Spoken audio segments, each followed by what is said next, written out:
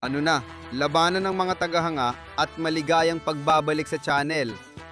Nakuha lang ng mundo ng boxing ang balitang hinihintay nating lahat. Opisyal na si Teofimo The Takeover Lopez versus ang undefeated, slick at surgical na si Shakur Stevenson para sa Enero 31 sa New York. Ito ay hindi lamang isang away. Ito ay isang labanan ng mga estilo. Isang sagupaan ng dalawang henerasyong talento sa kanilang kalakasan. Lopez ang WBO Junior Welterweight Champion na nagdala ng kulog at takeover mentality. Si Shakur, isang 3-division world champion na tumataas sa timbang, dinadala ang elite level na depensa at singsing na IQ na dahilan kung bakit siya ang pinaka-iniiwasang tao sa boxing. Kaya sino ang mananalo sa inaabangang showdown na ito?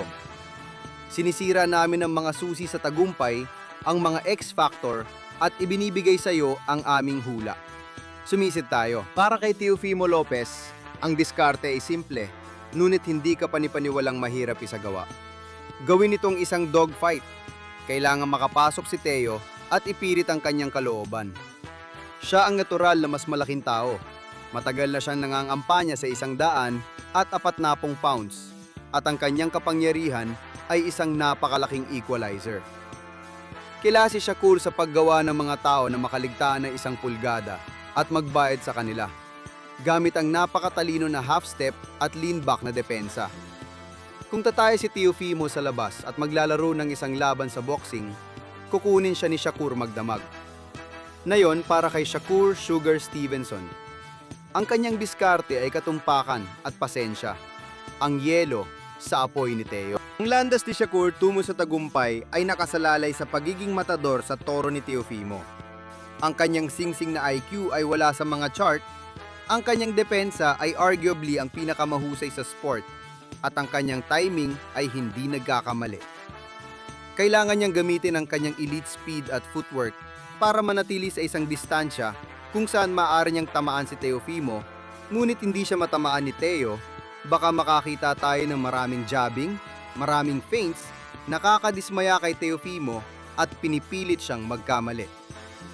Ang kakayahan ni Shakur sa counterpunching ay eksaktong uri ng estilo na nagbibigay ng mga problema sa isang agresibong mandalaban tulad ni Teo. Si Shakur ay walang one-punch knockout power ni Lopez, kaya kailangan niyang dagdagan ang kanyang dami ng suntok at malinaw na manalo ng mga round na may akumulasyon, gaya ng iminungkahi ng ilang analyst na kailangan niyang gawin sa ganitong timbang. Kaya ano ang X-Factor? Ito ay ang presyon. Ang parehong mga taong ito ay nagsasalita ng isang malaking laro, at ang tunggalian ay totoo. Kayanin kaya ni Teofimo ang pagkabigo sa paghampas ng hangin sa buong gabi?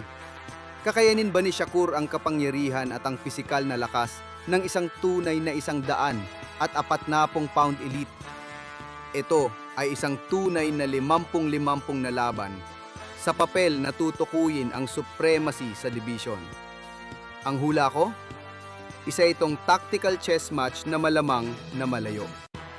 Nakikita ko ang defensive mastery at ring generalship ni Shakur na siyang gumagawa ng pagkakaiba. Masyado lang siyang makinis.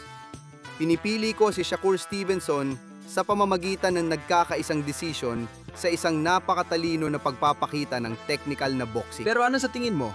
Maaari bang mapunta ni Teo ang takeover na kanang kamay? O malalampasan ba siya ni Shakur? Ipaalam sa amin sa mga komento sa ibaba.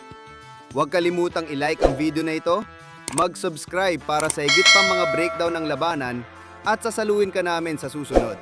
Kapayapaan!